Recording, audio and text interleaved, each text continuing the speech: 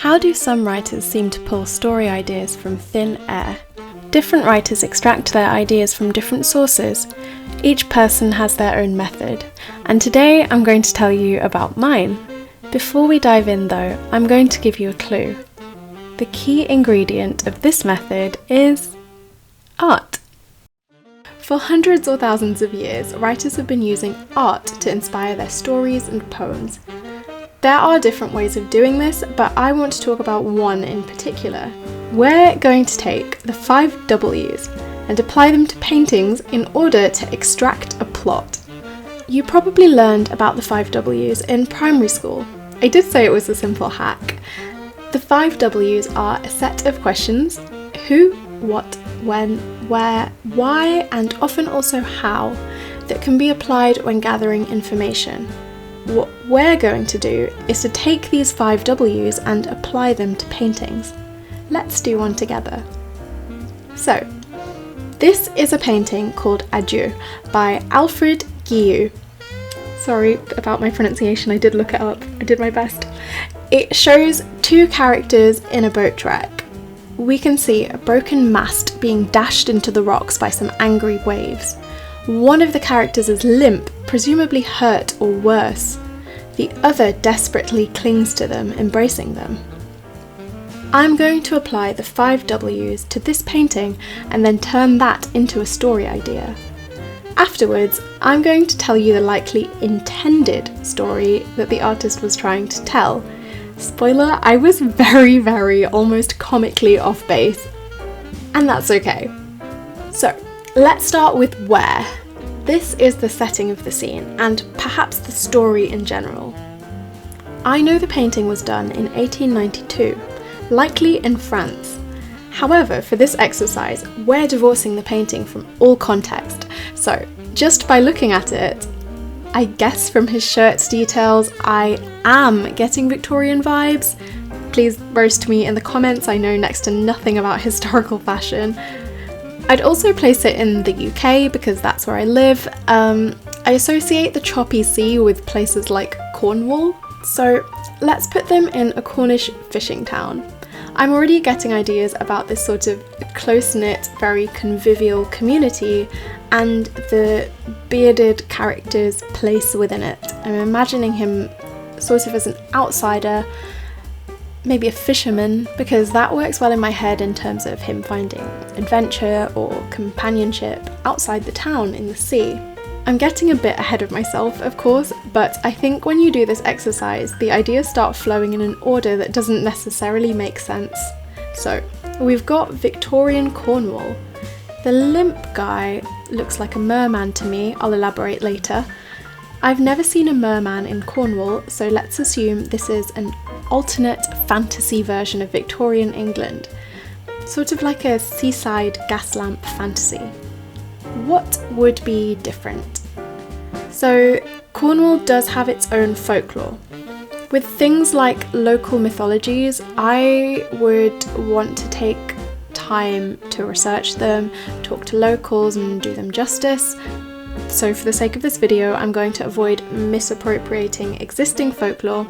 I will leave some links in the description though.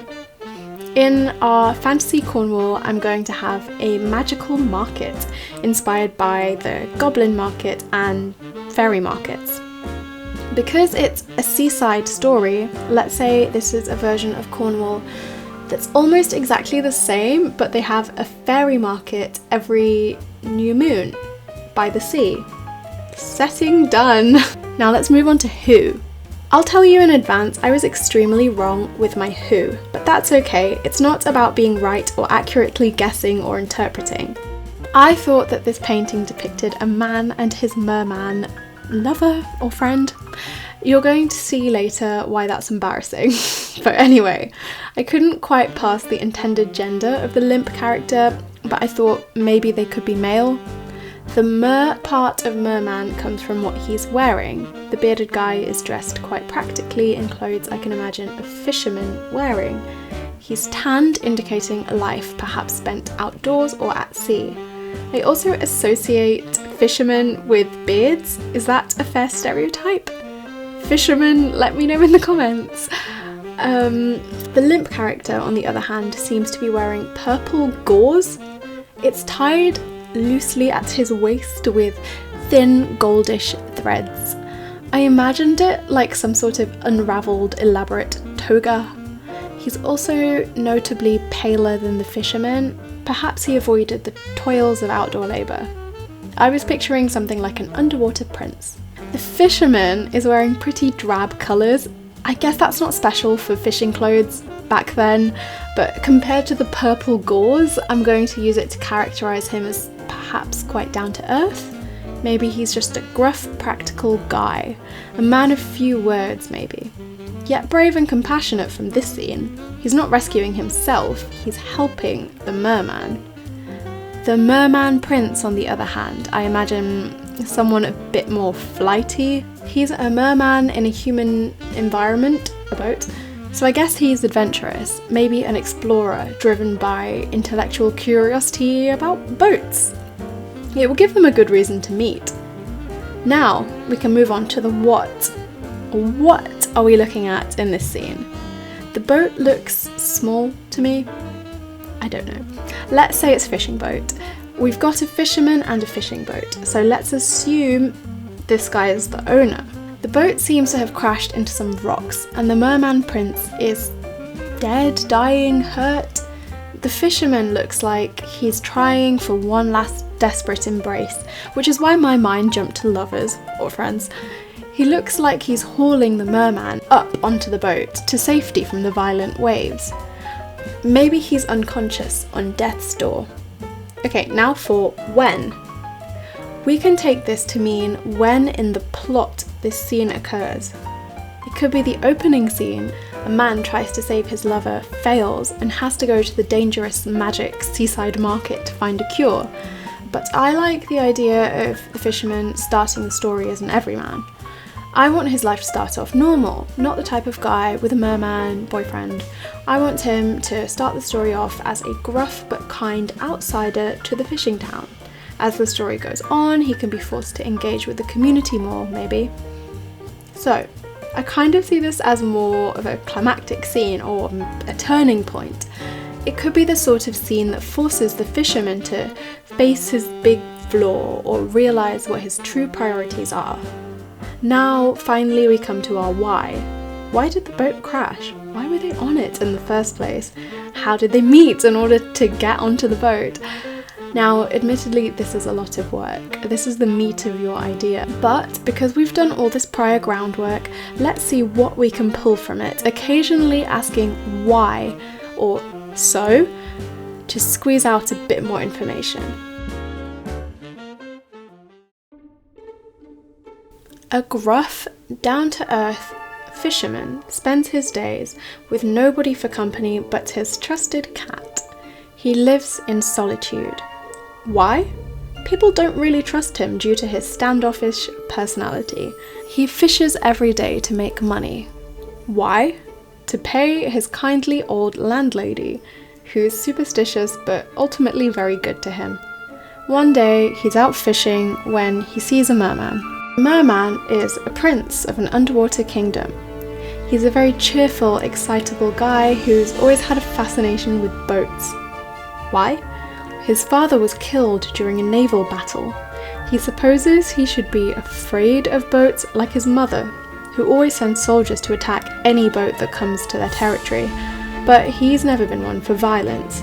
During these raids, he just became scientifically curious about boats. During one of his day voyages, the prince spots the fishing boat near his mother's territory. He goes to investigate. He asks the fisherman questions. The fisherman says no. Why? He's just like that. He prefers to keep to himself. The prince offers him valuable fish for his cooperation. So they talk, and they get on quite well. The fisherman takes his fish home and sells it. This is more money than he's had in years, so he's able to treat his landlady and himself. The landlady confesses that she's been struggling with the upkeep of the inn, and she's very grateful. So he goes out again to meet the prince and get more fish in exchange for boat questions. Remember, the landlady is very nice to him and everyone in the town is quite mean, so they keep meeting like this. Fish, boat questions, They keep bonding until one day they accidentally cross into the Queen's territory and the ship gets attacked. The painting! The fisherman would usually just fend for himself. We could even have a scene showing him doing exactly that earlier in the book, but in this case, he decides to save the prince. Maybe he saw the prince save someone or something, like a bird or I don't know, earlier in the story. Either way, he saves the prince and takes him back to the fishing town.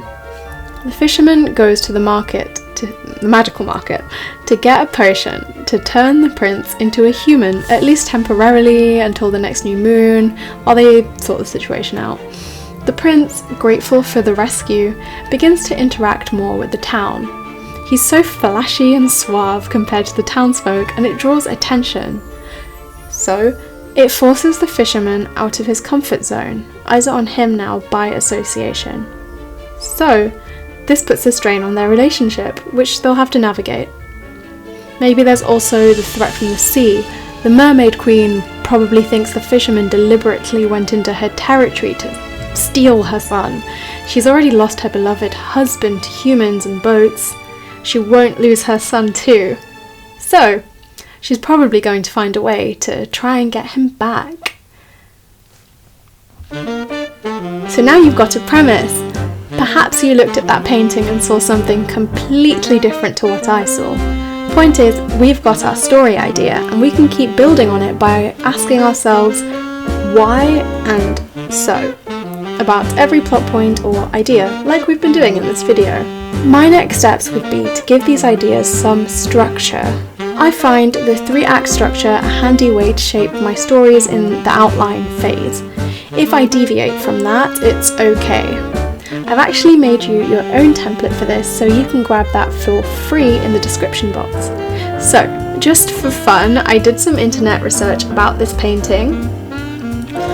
Some sources say the bearded man could be a fisherman, like the artist's father. Some say the drowning boy could be his son.